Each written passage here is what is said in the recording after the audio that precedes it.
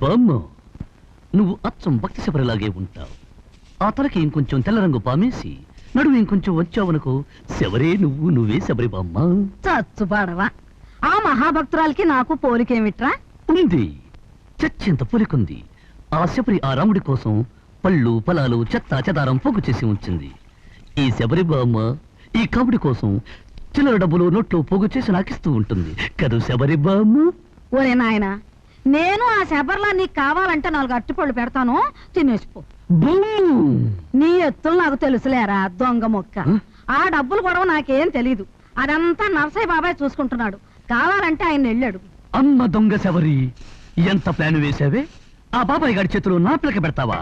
ఒసే శబరి, ఇక నేను బరి తెగిస్తా. ఈ కర్రతో నీ బుర్ర మీద కొట్టి నీకు విముక్తి ప్రసాదిస్తా.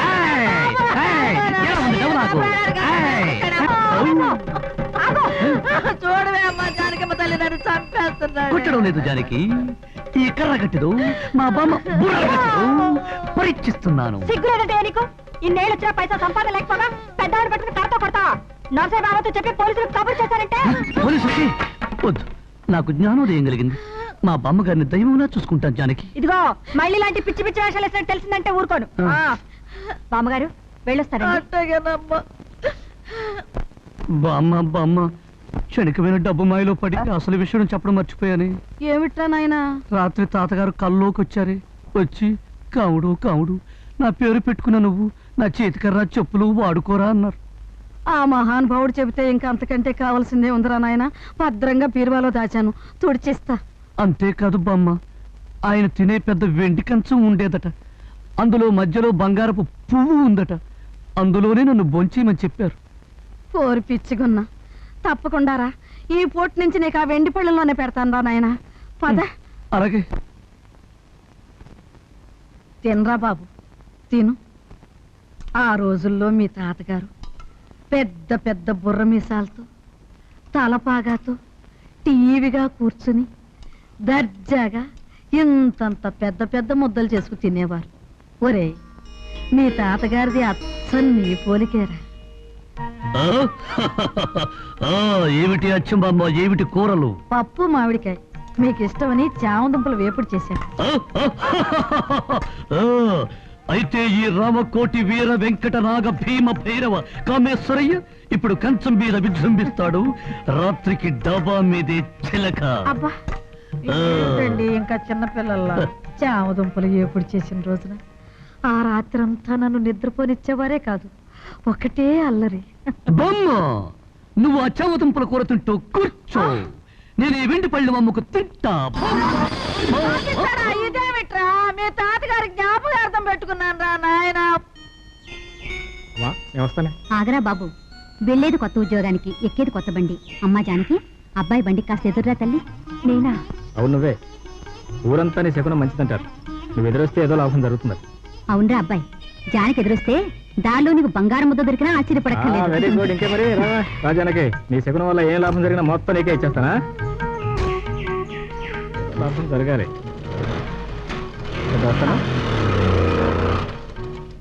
ఇదిగో బీడీగా ట్యాగ్ పెట్టి. అలాగే. హాయ్ లల్లి. లల్లి ఏమిటి పిల్లిలాగా? ఓ, నీ లలితాదేవి గారు. అవును, ఈ విషయం నీకు తెలుసా? ఇవాళ బస్సులన్నీ ఎందుకో బద్దకించాయట. అందుకని సదరు ఆడ ప్రయాణికులంతా వాళ్ళకి ఆప్తులైన మగ ప్రయాణికుల వాహనాల మీద ప్రేమగా ప్రయాణం చేయవలసిందిగా నేటి పేపర్లో తాజా వార్త. రాయకు. నువ్వు చెప్పేవన్నీ ఒట్టి అబద్ధాలే. అబద్ధాలా? అవును. నా మాట నీకు అంత నమ్మకం అయితే అప్పారావు అడుగు. ఎరా పప్పారావు, ఇవాళ బస్సులు. అడగటం ఎందుకు? బొమ్మ బురుసు వేసి నేనే చెప్తాను. ఏంటి బస్సులు బతికించడానికి బొమ్మ బురుసు సంబంధం ఏంటి? సమస్యగా ఉందా? అయ్యో నిజమే, ఈరోజు కాలేజీలో ఇంపార్టెంట్ క్లాస్ ఉంది. అందుకే ఎక్కువ నా స్కూటర్. స్కూటర్ ఎక్కపోతే వాళ్ళ కాలేజీ మిస్. అయ్యో రాధిక బస్సు. ఎక్కు మరి.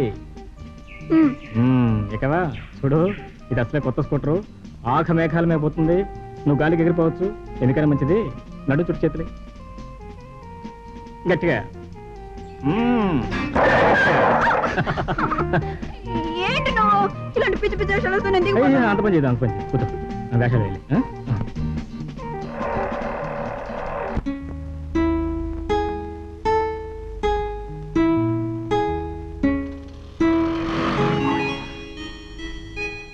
అమ్మయ్యా వచ్చేసావా? ఆలస్యం ఏమిటా అని చూస్తున్నాను. ఎదురొచ్చింది నేనేగా, ఏమైనా అయితే నాకే మాట వచ్చేది. నీ శకునకేం జానకి, బ్రహ్మాండం. వాళ్ళ దారిలో అనుకోని లాభం దొరికింది. ఏ లాభం వచ్చినా నాకిస్తానన్నావుగా. అదే అది నేను వేరే ఇచ్చేదేముంది, ఎలాగో నేదే కదా.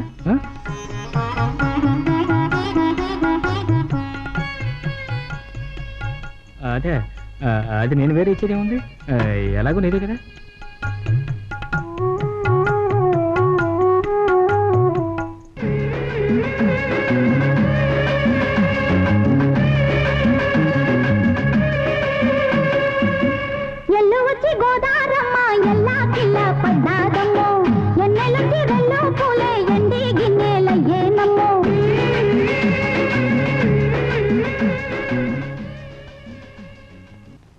లలిత, నేను పార్వతం గారి ఇంటికి వెళ్తున్నాను.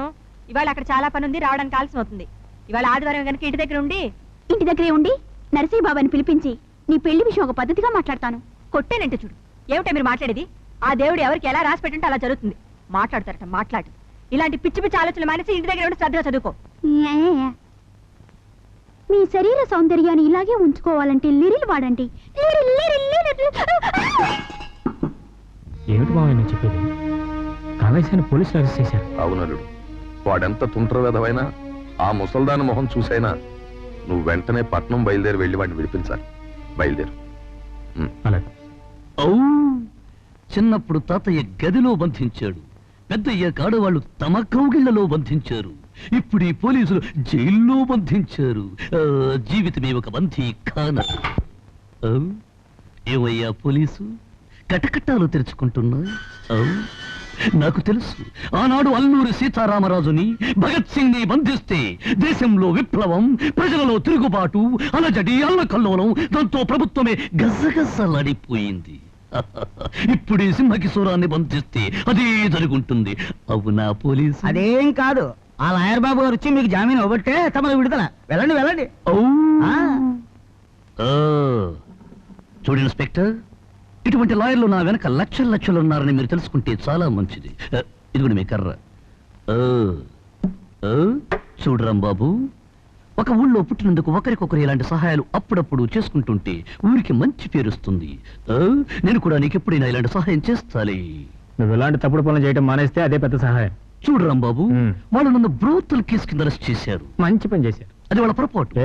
ఎందుకో తెలుసా? నేనెవరినైనా చెడగొడతానే తప్ప చెడిపోయిన ఆడవాళ్ళని ఎవరిని దగ్గరికి చేరనివ్వను. ఎలా ఉంది డవలాగు? ఈ దవలాగు ఊరికెళ్ళి నరసింహతో చెప్పు, దవడ పగల కొడతాడు. దవడాగట దవడాగు. చిచి, దుర్మార్గపు వ్యర్థం. గౌరవానికి మర్యాదకి ఈ ఊళ్ళో పేరు పడ్డ మీ తాతగారి వంశంలో నువ్వు చెడబుట్టావురా. నీ వల్ల ఈ ఊరి పరువు ప్రతిష్టలే గంగపాలయ్యాయి. అలా అయితే ఊరు వదిలి వెళ్ళిపోతాను. నా ఆస్తి నాకు ఇచ్చేసేయి. మీ బామ్మ బతికుండగా నీకు చస్తే ఆస్తి ఇవ్వను. రుబ్బురోలు పత్రం లాంటి మా బామ్మాయి పట్ల పోదే. అయితే ఇప్పట్లో నీ చేతికి ఆస్తి రాదే. ఒరే కాముడు, బుద్ధిగా తిని ఇంటి పట్టున పడుండ్రా. కుదరదు. వారం రోజుల్లోగా నా ఆస్తి నాకు అప్పచెప్పకపోతే ఈ కావుడు తండవు వాడించేస్తాడు. ఊరి మీద పడి చేతనైనన్ని వ్యర్థమ పనులు చేసేస్తాడు. అప్పుడు ఊర్లోని ప్రజలందరికీ మనశ్శాంతి లేక హాహాకారాలు చేస్తూ నీతో మొరపెట్టుకుంటారు. అప్పుడు బాబాయ్ తప్పనిసరి ఆస్తంతా అమ్మి నాకు ఇస్తావు, ఊరి నుంచి బయటికి పంపించేస్తావు. ఇదే ఈ మదోన్మత్త మదన కాముడి భీషణ ప్రతిజ్ఞ. ఉంటూనకా పదరా పద, ఊరి మీద పడి వెదవ పనులు చేసేద్దాం. తమరు ఏ పని చేసినా గొప్పనే కదండి. కకావిక.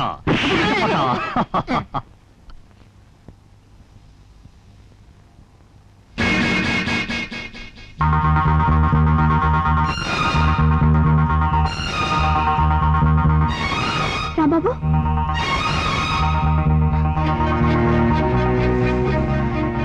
రాంబాబు, రాంబాబు, రాంబాబు, పెద్ద గొప్ప. నేనెంత భయపడ్డానో నీకేం తెలుసు? ఎందుకు నన్ను ఇంత ఏడిపించా? ఏమిటి ఇదంతా? ఏం లేదు, నాకేదైనా జరిగిందనుకో నువ్వేం చేస్తావు చూద్దామని నాటకం ఆడే. అమ్మో, నీకేదైనా అయితేనా? ఒకవేళ నేను చచ్చిపోతే? నేను చచ్చిపోతాను. నేను గోదాట్లో దూకితే? నేను దూకేస్తాను. నేను ఊరేసుకుంటే? నేను ఊరేసుకుంటాను. నువ్వు గట్టిగా పట్టుకుని ముద్దు పెట్టుకుంటే? నేను పెట్టేసుకుంటా. ఎప్పుడు ఇలాంటి అలలు వేషాలే. అసలు నీ జోలికి రాకూడదు. నేను వెళ్తాను. అవును, మళ్ళీ రేపు కలుస్తాంగా. కలవడం అన్నది ఇక కల్లో జరగదు. పరీక్షలు దగ్గరికి వచ్చాయి. ఇక నేను చదువు మానేస్తే మా అక్క అంతే నన్ను చంపేస్తుంది. మీ అక్కే నీ రెక్క పట్టుకుని నా దగ్గర లాక్కొచ్చేట్ చేస్తాను చూడు. అది నీ వల్ల కాదు. చూస్తావుగా ఈ లాయర్ బుర్ర ఎంత మంచి ప్లాన్ వేస్తుందో. చూద్దాం.